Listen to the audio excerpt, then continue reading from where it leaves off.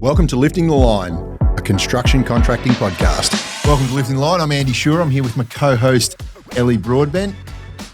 And today we have an amazing guest. We've got Richard Crane from Estatier. How are you today, Richard? Good, thanks, Andy. Nice to be here. Thanks, Elly. I'm awesome. Yeah, life is great. Fantastic. Richard, tell everyone what you're all about. Okay, probably going back to the beginning of my working life, in about 1992, I got my first job in real estate. I served my apprenticeship as a property manager for a couple of years before getting into sales as a 22-year-old. I think it's about right, 22-year-old, thereabouts. And from there, I was a career real estate agent for 30 plus years. Helping hundreds and thousands of families transition their property from into either an investment or from family home to family home. So I helped a lot of people and really enjoy what I do. I think at Careers Day at school, when I spoke to the careers counsellor, they said, "What do you want to do?" And I said, "Well, I don't want to work behind a desk 9 to 5. And real estate seemed to be a job where I was never afraid of hard work and long hours. You could really make an impact in people's lives and help them move forward and move the dial." Well, yeah, when I think about a real estate agent, they need to be organised into business and maybe money management, or especially really, really good with people. So did you feel like you had some qualities when you were considering real estate that you thought would be I think it was really qualities? probably more work ethic. I know real estate agents get a little bit of they get a lot of a bad rap for being a real estate agent. You know, got to drive around in the latest European car and it looks all very glamorous. But, you know, how many people are working on Saturday afternoon in a suit and a tie? Doesn't really tell you how smart they are when everyone else has got their weekends off and they're heading down to the holiday house or going to the footy. Yeah, I mean, the game is just to emulate success, I suppose, because if you want people to call you to sell their house, they want to see that you're successful at selling houses. Correct. And that's probably one of the biggest scams that, that takes a while to get used to, because it is all about relationships. And as with anything, it's about, and, you know, I listened to the last podcast, I think it was podcast 4, and he was a great guest. He said, the harder you work, the luckier you get, and constant professional development into yourself in terms of moving the dial and then having those opportunities compound further. If you didn't do the course or the night class, you wouldn't have been able to get that opportunity, which prevented you from not getting the next opportunity. Yep. So for real estate per se, it was, I've never been afraid of hard work. 6 days a week, sometimes 7. I think there was one time that I worked like 73 consecutive days. But when you're doing something that you're passionate about and you love, it doesn't feel like work. And I think that's probably one of the tips I try and give young people. It says, it doesn't matter about the money. Do something that where you wake up in the morning, you jump out of bed because you get an opportunity to do something that provides some level of fulfillment. Yeah, I think there's a lot to be said for that constant, say, professional development or learning something new or just turning your hand to something else that could add value to what you are as a person, as a tradesman, as a real estate agent, something that adds value that you can stack on, like you were just saying. I think there's a lot to be said about that. I know working with lots of tradies, they kind of do their apprenticeship and then they're just out on the job and they think that, okay, I'm qualified, I can do the job and I just keep going, but they don't actually look at maybe learning a little bit about the sales side of it or learning a bit about the bookkeeping side of it or learning a bit about how do I actually go out and tender government projects? How do I do a course on that? Which a lot of councils do those things as well. So I think that's a really understated thing that you're saying. Oh, totally agree. And it was like, referring back to your last podcast, those portaloos where they actually sanitized them. It wasn't a big thing to do, but it was a point of making a difference in someone's life and made the whole experience a lot more enjoyable. But, if you keep doing the same thing over and over again, you'll keep getting the same results. And if you want to make it somewhere, you've got to deliver more without the intention of getting more. And the more you give, the more you get. my business coach said that to me on Tuesday. He said, nah, if you keep doing the same thing, you're going to get the same result. We've got to change that straight away. I went, I would have kept doing that for weeks if he hadn't told me to turn that off really quickly. Yeah. And it was something really simple. I was just in a funk on a Monday morning after I'd have a couple of meetings that are regular with staff on a Monday morning. And I said, oh, mate, I'm in a funk and I just can't get past it till about 2 o'clock in the afternoon. He goes, you got to break that cycle. He goes, we've got to put something else in there. Got to lock in a 30-minute walk straight after you've had your meetings to get back on track. Okay. Yeah. Good idea. Yeah, absolutely. So, yeah, you're right. So with real estate, do you think, what is it the thing that gets you up in the morning? Like, is it the drive and the task or the sale or the, whatever you've got, or is it the person that you've met with or the needs? Like what, even something else I didn't say, but. Well, real estate to me is constantly dynamic. I'll wake up in the morning. I might have 4 or 5 appointments scheduled in my diary, but all of a sudden I'll get a call at 8:30 in the morning. It completely changes my day. So it's a matter of being versatile and enjoying and embracing change and the constant dynamics. There's a lot to be said for crafting a deal, putting something across the line, getting that adrenaline rush of bringing 2 parties together at a level that they're happy to move forward and know that you're doing a good job for both sides. That's what keeps you going. And certainly 30 years ago, real estate was a lot more like that than it is today, which is why I've kind of recently pivoted in that, as with everything, real estate's becoming a commoditized business. It's a bit like a travel agency. Everyone does everything the same way. And yes, there are points of difference and there are relationships, but these days it's a bit like the old days of being a travel agent. You used to go and get a quote for a trip to Hawaii for 10 days and you get the quote and then you just take it to another travel agent and say, can you beat this? And it's a bit the same in real estate these days where you're competing. If you don't have a relationship, you're really competing on a level playing field. And real estate agents themselves have lost a lot of control of the real estate market as well. We used to control all of the sales data. So if you're a consumer and you wanted to know something, you actually had to ring a real estate agent in the past, and that gave you the first opportunity to develop a relationship.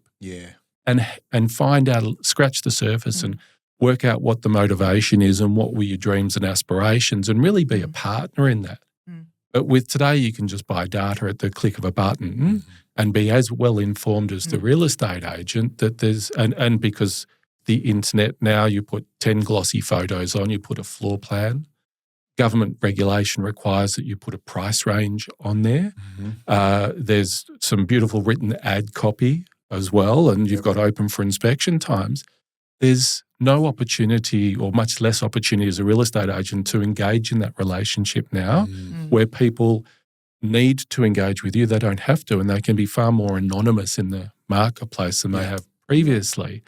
And that's a little bit disenchanting in the industry where, yes, you've got your existing relationships over the last 30 years. It's great. But everyone's sort of competing and, the industry doesn't have a particularly good reputation because everyone's trying to outprove each other apart from offering good, clear, conscious advice and experience. So how did the real estate journey of 30 years lead into what you've been building now at Estatier? Sure.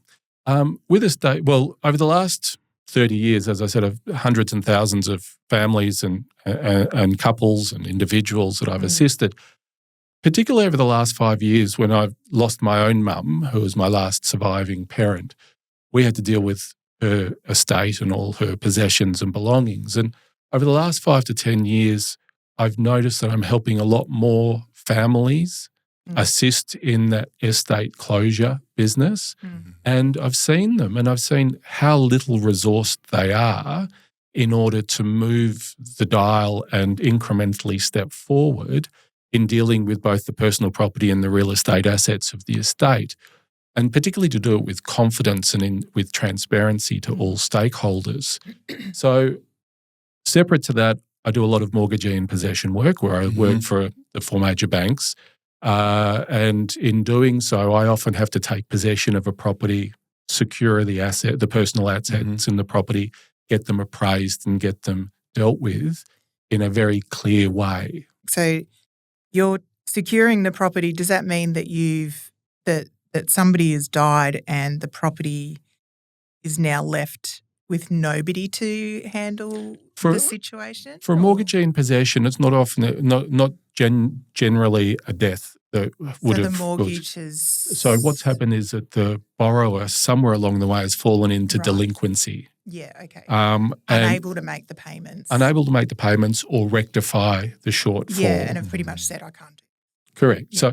So by the time it gets to me, it's about 3 to 4 years in delinquency. Yeah. Particularly because the federal government also put a moratorium during COVID on repossessions. Yeah, that's right. They did too. Yeah. So that was 12 months and it pushed out to 18 months. So and you can even declare hardship. There's all sorts of things you can do before it gets to the point where you aren't making payments. But this is where it's way down the road and been decided. Totally. Yeah. So by the time it gets to me, it's 3 to 4 years of where they've been paying penalty interest. Yeah. So penalty interest is another 3 to 4% above the prevailing rate.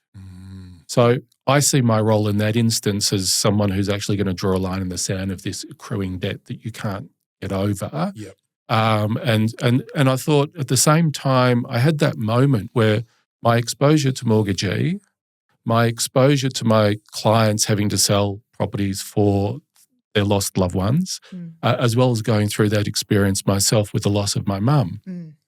I saw an opportunity in the marketplace to offer a full-service business in dealing with the deceased estates, both the personal property and the real estate assets, in that they were bereft of options. So now I'm providing, not counselling, but I'm offering them a clear method of moving forward at a time that is of significant grief, that I'm helping people move through that while they can still honour the deceased. So just going back to that question I asked about the mortgage repayments, at what point does the bank then take that back, or is it still in the hands of the person who originally owned it? It's still in the hands of the registered owner until such time that the mortgagee has served all their legal papers, which is quite an extensive and onerous responsibility for the bank. So from what I understand, 56% of mortgagee properties don't have any equity left. There's nothing left in them. Yep. Is that with the compounded interest that's gone on top of it? That Correct. Out and the legal fees and the legal letters and trying to chase people down, etc.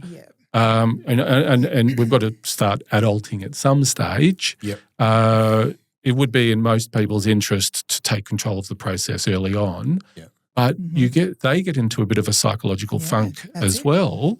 Because it's not just the bank that's calling you. It'll most likely be the electricity company, the gas company, the council, etc. You don't answer the phone anymore. And then the property deteriorates as well, that you can't maintain it, and you're hiding from everyone. If you wanted to engage a real estate agent at that time, you can't even pay the advertising to get the property on the market. So, that's a solution-based marketplace, and that's where the idea of Estatier came from, in that I'm going through very similar steps to that, where I'm securing the property, because in every family there are different types of people. Some people fight over the last knife and fork, and some people say, hey, send me a check when it's all done. But we need to make sure everyone is happy along the way. So we've got genuine processes in how to secure the assets while probate's being applied for and granted, as well as in some instances, if they're in residential care or they're residentially renting a property, time is of the essence in terms of getting those property cleared up. Otherwise, the rent is going to continue to be paid. So we can move swiftly and we can provide guidance along the way at all of those different steps. Because sometimes probate can be a lengthy process too, can't it? Don't actually know anything about it. Yeah, probate is just generally what I call an estate balance sheet. It's a list of all of the assets and their approximate values, and that gets presented to, in Victoria, the Supreme Court, and an application for probate for the estate to be wound up is granted, which then allows the executors and the beneficiaries to dispose of the assets, whether it's through inheriting to a beneficiary or sold or disposed of or donated. So along the way, once you've got probate, you can start moving quickly through the estate and collect as much money and assets as possible for distribution to the beneficiaries. Yeah. Yeah, really good. We've talked about this a fair bit over the last 12 months, but when we've had discussions, you talk a lot about this wouldn't be as stressful for a lot of people if they planned a little bit better. Yeah. 100%. Yeah. 100%. Statistically, through the Australian Bureau of Statistics, 50% of Australians die without a will. Wow. Okay. And of those 50... I actually thought it would have been higher. I talked to so many people. Yeah. So I guess, yeah. Totally. And of those 50% that have a will, half of those have a will that is no longer a reflection of their life. It's not unusual to have a client who's remarried, had more kids, never updated the will, pass away, and their first husband or wife is the sole beneficiary of the estate. Now, that's obviously a bit of a problem, but more importantly is that the second wife or husband still has an entitlement to the estate based on the fact that you're married. So the question is, if you don't have an up-to-date will or you don't even have a will, how much money of your estate is going to be spent on legal fees to rectify that situation? And it's not unusual for that to be $50,000, $80,000 Wow. of the estate when, sure, you've passed away, but you would much prefer that money be distributed to the people that you choose to. Yeah. I think so the thing that motivated me to get our will, so my husband and I, we got our will done actually only last year, and we own our own home and our children are teenagers, and so there's lots of reasons why we should have done it earlier. But one of the things that motivated me to get a will was that I spoke to an auntie who said that because my assumption was that all my assets would go to my children, right, or my partner. And she just said, if you don't have a will, then it can cost a lot of money to kind of make sure that happens because it just might not. Or somebody might just hold on to your money and assets and it could end up being really complicated. And I mean, I was just really naive to know that things could cost a lot of money and that could end up being really difficult rather than just be passing on. Totally. If you don't have a will, firstly, the state that you live in gets to choose how to distribute your estate. Now, they have their own formula, but I can assure you it's probably not in line with your own wishes and expectations. Yeah, right. So if you don't have a will, the state government in Victoria, and you're in Victoria, the state government gets to determine what happens to your estate. Now, my thought is they're not doing a particularly good job with their own money at the moment that they get through tax revenue. that I don't want them to necessarily be dealing with those sorts of things. If there is no will, your needs are going to be on the bottom of the pile, aren't they? Right? Well, your choices are going to be at the bottom end of the pile. If you and then you've got to spend money getting letters of administration if you want to take over the will as being the next of kin. So again, you're spending money that shouldn't need to be spent if you'd spent a small amount of money at the very beginning to get your will in place. And a will is probably only 20% of the end-of-life documents that you should be looking at in terms of moving on, or I often say in talks that I do is, how do you want to be remembered with your final act beyond the grave? So I know just for people who are listening out, my will was quoted to be $350. And then my husband's was going to be roughly the same size, but then we could get a package deal. So the package deal brought it down, and then with that package deal, we could then get a a medical power of attorney for each of us. We could get a financial power of attorney and some extra details sort of put into there. And I think by the end of it, maybe combined, for my husband and I, it cost about maybe $1,200 all up. So really, like in terms of that investment to do now. It's not that expensive. Yeah. And I go back to my own personal experience. I often say, what would happen in your world tomorrow if you didn't get to wake up? Because on the 1st of October in 1978, I got to wake up as a 9-year-old. My dad didn't. He was only 45 and he died in his sleep by a brain aneurysm. Now, he had a will, but the illustration there is that he was only 45. Later on, about 20 years later, I lost my sister. That was been a lot longer than that, probably 30 years later. I lost my sister who fought bowel cancer for 12 months. She had time to put her estate in order. However, she was only 40 when she passed away. Then I had my grandmother pass away at 73, 2 weeks after a stroke. Her stroke was so severe that had she not had her will in place, she wouldn't have been able to make one in the final 2 weeks because she didn't have the legal capacity to do so. My life's littered with, and I'm sure there's lots of listeners out there as well that have their life also littered with examples like that. Yeah. My brother-in-law at the time was 51 who died in a freak paragliding accident. He had a will sitting in his filing cabinet for 2 years, but he never got it signed. So his widow and their kids, had to go through a lengthy legal process in order to get control of the estate, in order to get it distributed in line with their wishes. Yeah. And I guess my lesson for everyone is that people don't get their wills done because they think they've got more than enough time to worry about that later in their life. And genuinely you don't.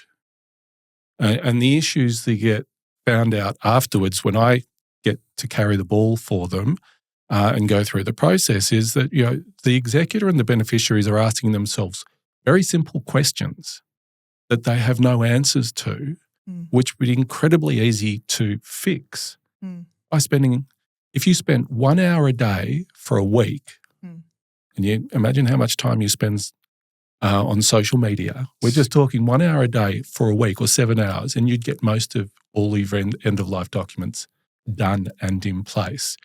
A classic example is that Uncle Joe passed away. We know that he owns a property because he's lived there for 20 years. But where's the title? Yeah. Is there a mortgage? Yeah. He worked for 30 years, so he's got to have super. Who's the super with? Yeah. What's the membership number? Is there life insurance? Yep. And just, let alone what I call an end-of-life plan, which is if you were to pass away, do you want to be buried or cremated? Yeah. People are dealing with these questions that I would much prefer to have communicated to them than to trying to make those decisions for people. Well, I'm just thinking about how there would have been more paperwork along these sorts of things with the information like your super and maybe, who your bank is, and you'd find it maybe in a file of fax in the house or in a box or something. But now it's all online, and so you can't assume that you're going to go to someone's house and open up the cupboard and find the information. Yeah. Even just earlier today I was with my mum and she was like, I haven't got enough money to catch a taxi. And I said, why haven't you got enough money? Can we transfer? And she said, that account that I transfer from is on my laptop, whereas this is on my phone. And I was like, okay. So I'm tucking away information about my mum thinking she's got 2 different locations for information that I might want at some point. What's her laptop password? Look, I would say Elly is the favourite child. is the password. 100%. And when it doesn't work, I'll say Andrew is the favourite child. but this is the problem, that those you leave behind, and statistically, 50% of people die within 2 weeks of a specific event, whether it's a tragic car accident where you lose your life immediately, or some other. When it happens very quickly, and you don't often have time to consider all of these questions. A classic case at the moment, particularly for a lot of people who are investing in crypto, you've got high-tech security passwords. If you don't, or are not in a position to pass those on to someone else, that wealth evaporates and will never be found. Well, here's something I found out with my super recently, and this all came to light when I was getting the will done, and that is that I had nominated my husband as the beneficiary on my super. However, just nominating him on the form when I signed up to that superannuation doesn't mean that he is going to be the beneficiary, which absolutely blew my mind. That I have to actually, what I had to do was I had to go to the website, download the form and nominate him as a binding beneficiary, of which, even in that fine print, only stuck, I think, somewhere between 12 months and 2 years. So even in 2 years' time, I have to download that again, sign and make him a binding beneficiary for my super if I die.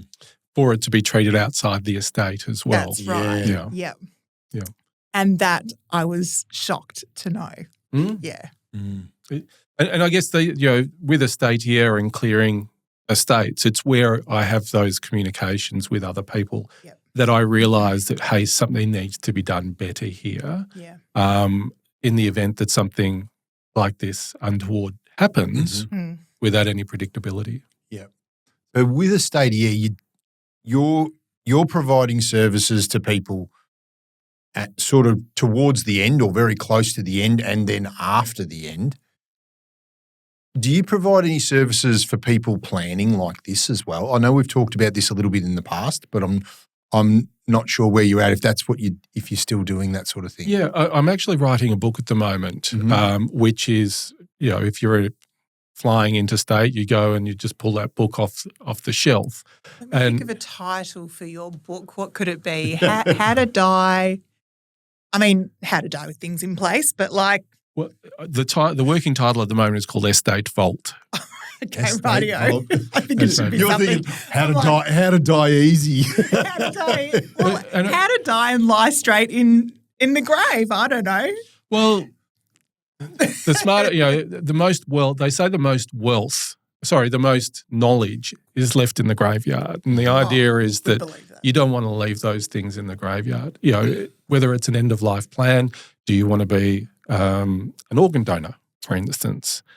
These things need to be discussed. But so I am working on that side of the business, but primarily at the moment it's assisting executors and beneficiaries in a timely manner to deal with those personal property items and the real estate. Now, that real estate may be just because I'm a fully licensed real estate agent, appraising the property for probate and getting it ready for distribution to a beneficiary. They might not even want to sell it. But if they do, I can either directly be involved or I can act as a vendor's advocate where I'm interviewing 3 local agents and being the man in the trench for the executors to understand agent speak in order to assist and facilitate that sale with as less stress as possible. Same for all of the personal property and things like that. So it's really information, hand-holding and guiding people through those circumstances. So I'm thinking complicated families, like you must come across. I mean, Andy, are we a complicated family, do you think?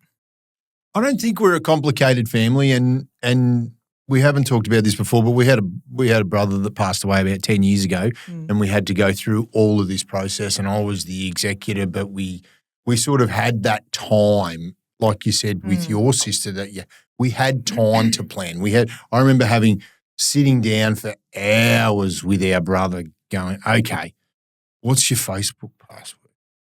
What's this password? What's your email password? And some of them we never had to use, but when it came to bank accounts and things like that, and he was going to pass away, and that was sort of inevitable, but to be able to go, actually, there's a bunch of money in that account. Go and get it out now. Just have it as a zero balance when I pass away because it'll just make it a bit easier.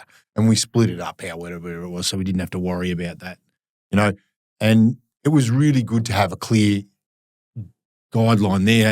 And I don't think we ever had a discussion about anything, and it wasn't complicated with any of us. Well, I mean, for me, that was peace of mind knowing that you were across it. If you were knocked over by a bus, though, that would have been harder because you were holding all the information. And he was single, 30, so no kids. Had not, lots of. It was lucky in some respects, like very, very lucky. But we did have a conversation that we'd had a conversation, and he goes, "Oh, look, I want you to go and do this with everything that's left over. Yeah. But I'm going to make you the sole beneficiary and the executor of the estate because it'll be clean." And I went, okay. And I just facilitated his wishes. So it made it a little bit easier. But I can imagine if there's wills where it's, I want 10% to go there and 20% to go there, and then people start squabbling. I can imagine that would get, and that's just the will side of it. That's not even knowing the other data that you need to know. Yeah. But, and that's, as you're talking about the complications of family, let's say there's 4 or 5 children. Oh, mum said I could have that. No, she said I could have that. We might have visited at different times, and mum didn't want to disappoint either of us. Yeah. So she said both of you could have had it. Yeah. Whereas here, you create a list and you even have a reading of the will before the deceased. So everyone is on the same page and there's no innuendo. See, I didn't even know you could do that. I didn't know you could do that before someone's died, is read the will and have it all sorted out. Absolutely. Just let people know what your wishes are and who you want, what to go to, and all of those sorts of things. Yeah. But there's a stigma attached to reading wills, is that people feel that they're putting the moz on themselves and that they're going to quicken their time as a result. Well, I tend to think it's secret squirrel business and it's like a sealed envelope that you don't open until after the day, But if, I've read a book by Robin Sharma recently. I can't remember the time. Might be How Do You Want to Be Celebrated, or things like that. He even goes so far as saying you should have your funeral while you're still living. Yeah, I actually do personally like that idea. And you get to have all your loved ones around. And there's another. You get to be there. You get to be there and you get to enjoy it. So that's one. Then there was another book that's talked about how to die with zero. And that is how to give everything away before you actually pass away. And then the benefit of that is that you can actually see your gift moving to the next generation and what it can give to that generation. And you get to enjoy that and see that rather than it being something afterlife. I have heard of that happening more, I think. But it's been, the words that have been used are, I've given my inheritance early so that I can see, because I know my children need it now as well, because more helpful time and stage of life maybe to buy a house or something like that. And it's seen as giving the inheritance early. Yeah, there's certainly a lot more of that because we're about to go through the largest transfer of wealth over the next 30 years that we've ever seen in history. Yep. In that intergenerational change as parents pass away goes down to the next children. Sometimes it's even skipping those children and going straight to the grandchildren, depending on the financial situation of individuals. But yeah, it's going to be massive, the amount of transfer. It's actually, I read something a little while ago that sort of what's the generation now? It's the baby boomer generation. They're coming into retirement and then they're passing away and they have an extreme amount of wealth. They're extremely wealthy as a group, because we went through changes over the last 80 years where asset protection has been a big advancement as well. So back in the 20s or the 30s, if someone went bankrupt, they lost everything. Now we have people that their businesses go bankrupt, but all their assets are still protected somehow within trusts and all of these other things. So there's been a huge amount of generational wealth accumulated that is protected now that hasn't been lost. So there's been some big advancements in that. So there's been a lot of focus over the last, sort of 60 or 80 years on retaining the wealth and protecting it. Totally. If you went back through generations and you worked out, well, I'm inheriting something from my parents, they would have inherited very little from their parents, and their grandparents would have inherited nothing from the parents before. But all this wealth has been created since about the end of the Second World War, where previous to that, if you owned real estate, you almost had to buy it fully cash before you could actually purchase it. There weren't many lenders allowing you to borrow money in order to get into the family home. And that sort of started after the Second World War, when all the return servicemen came back, that they created these products. But even if we go back to 1989, which was the last property market crash, 2 years after the stock market crash, there really wasn't a facility that even allowed you to go and borrow against the equity in your own home to buy an investment property. Yeah, right. So post 89, 92, all of a sudden investment started to become quite mainstream because banks allowed you to borrow against the collateral or the equity that you had in your own home. So that created enormous volumes of money that wasn't there previously. Yeah. And I suppose that correlates with compulsory super coming in as well. So there's a lot of people, I know a lot of people that have worked in jobs for 30 or 40 years now and quite easily got $1 million or $1.5 million sitting in super. You know, and suddenly they pass away at retirement age and there's a very large nest egg sitting there. Back in I think the statistics, back in the 30s, the mortality age was 67. So if you retired at 65, the government really only had to pay you a pension for 2 years. Now everyone's living to 75, 85, that the cost on the government is significant because everyone's living so much longer. But at the same time, a lot of people are more funded retirees than they were previously. What would the three main things that you would advise someone to do just to get their ducks in a row and get things started now before something happens? I think first is communication. Have a chat to your partner and loved ones as to say, if something happens to me, these are what my intentions are. Back that up with getting a will done.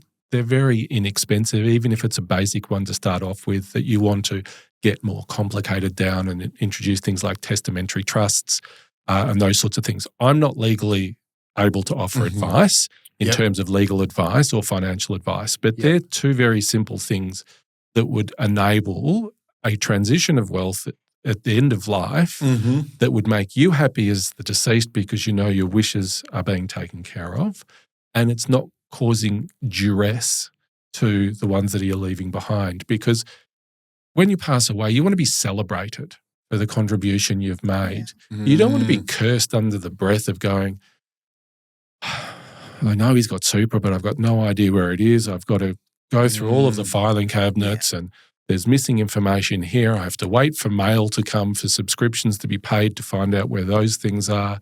We know there's a mortgage. There are probably multiple credit cards. All of that information, it's like being in a dark room with no light, holding a dart in your hand and trying to throw a bullseye on a dartboard. It's impossible.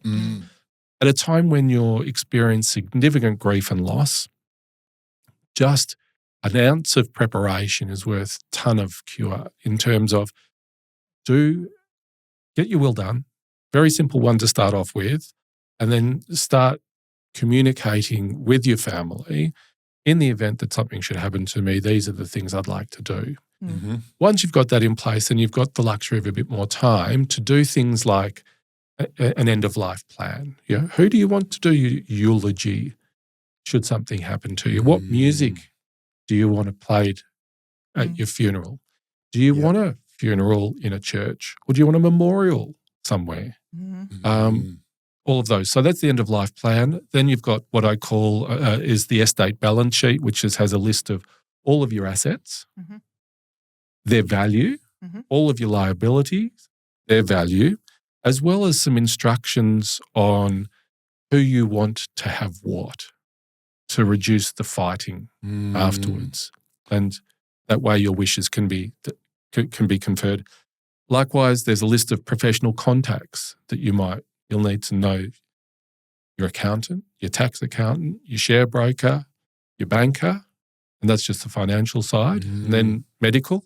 If you're aged, you've got a GP and you've probably got multiple specialists that all need to be advised. If you've got real estate portfolio, you've got real estate agents and property managers. You've also so the idea is just put everything in paper that people can very quickly contact community members. You might have been a member of a particular sporting club that you'd like them to know that you've passed, and that you can have a contact name and number for those people. Likewise, you might have been part of a footy club once upon a time, an old school coterie, something like that. All things I never even thought of. I mean, really, when we think back to Stu, though, we did think about how to communicate when he'd passed away, just because I think when like me growing up in Ballarat, the Ballarat Courier was where you would see death notices, right? And so I remember reading some of them, but even as a kid, I was curious. That is not probably what we would do now, just because you're not really sure how many people read the paper. But you would perhaps do a Facebook post, and we did that for Stu. We did a Facebook post and let everyone know about, at least when the funeral was on and all that sort of thing. But then, but you can't do that unless you've got access to the thing. That's the thing. And that's right. And we got that in advance. But you're right. Like, you can get the person's phone and maybe send out a text. But you're right. You might actually forget someone, miss someone. And I know what I've felt like when I found out after the fact that somebody's passed away and the funeral's been and gone. And I remember thinking, oh, goodness, I would have gone, or I really cared about that person. I really love that person. And that's just because I'm part of a community where I wouldn't maybe only see people once every 3 months or something like that. So it's easy for it to kind of take place. But I can see what you're saying with that. Communicating to people would be really a challenge. So there's that what I call the estate balance sheet. Then there's like things like you've done with binding death nomination for your super, binding beneficiary for your life insurance. You've got a medical directive plan in terms of the event that the person may no longer be able to make decisions for their own health. Then you've got powers of attorney for financial reasons. You may no longer have the capacity to make those financial decisions. There's personal power of attorneys where if you lose the capacity, you want someone to make decisions on where you're going to live and how you're going to live. So there's lots of different documents. If you owned a business, you need to have a succession strategy in place for your beneficiaries and executors to follow. If you're a solopreneur, do you want the business wound up? Do you want it sold? If you're in a partnership, does the other person take over the wealth of the asset or do they pay out to the widow? All of these considerations need to be made in advance, let alone a simple question is, how do I choose an executor? Because a lot of people that I'm dealing with at the moment are 80 plus. They were appointed as an executor 20 years ago when both they and the deceased were 60 years old. Now, the 80-year-old can't drive around as easily and as freely. They can't lift boxes and decide those sorts of things as easily anymore. So how do you pick a good executor? Those are questions that need to be asked. Quite often the executor's already passed away as well. Well, when we got our will, and made my will be the topic of conversation, but we looked at an executor. But then because our daughter was 18 and we knew that we were probably, it was the first time we were making a will, would it be the will that is still going to be relevant in 20 years' time? It would make sense to nominate her as the executor, being our eldest child, and yet she's currently probably too young, I would say, at 18 well, I wouldn't have wanted to probably burden her with that responsibility. But, yeah, I just remember that we did actually talk about that. We decided, made our decisions, but yeah. The wills should be reviewed every 2 to 5 years. 2 to 5 years. Now, it doesn't mean you have to make any changes, but at least you can identify that there are changes. We've sold that property, we've purchased that property, we've got some more investment property over here. Yeah. All of those things, we've gone, we're no longer, we've divorced or broken up and separated, or we've remarried, all of those sorts of things. Just even glance at it for 2 to 5 years, have a look at it. Is it current? What needs to be tweaked? And get it fixed. 20 years between reviews is just far too long. People move, I'm dealing with people that have passed away and their executor now lives in a different state or a different country altogether, which is no longer relevant for the deceased because the person overseas, particularly during COVID, had to fly in, pay for accommodation, even not in COVID, fly in with their partner because they didn't want to do it on their own, take accommodation for a month, 2 months to try and sort it out, then fly back again, wait for the application of probate to be granted, then fly back out again, and then find more accommodation to deal with it. So I'm being their eyes and ears and legs on the ground to help minimise those expenses. But again, some thought prior to get the right person in place would save a lot of grief. Yeah, absolutely. Mate, this has been a fantastic conversation. Like, I think that we all think that you're right. We've got more time than we have. And if you have been through that situation where you've had to deal with someone passing, and most people will have to deal with that at some stage, but just knowing that I've been through it and everyone else that's been through it, just that little bit of forward planning and a little bit of thinking about it could just make relieve so much stress on those people. So I think it's absolutely amazing what you're doing. If someone's wanting to find you and Estatier, where can they find you, Richard? The best place to find me is just to put an inquiry through www.estatier, that's ESTATAER.com.au, or give me a call on 0418 333 331. Happy to have a chat with you and help point you in the right direction. Yeah, brilliant. Fantastic. Thanks for the chat today, mate. Very good. You're welcome. I think there are only 2 guarantees in life, death and taxes. Well, what we're talking about here is it's inevitable.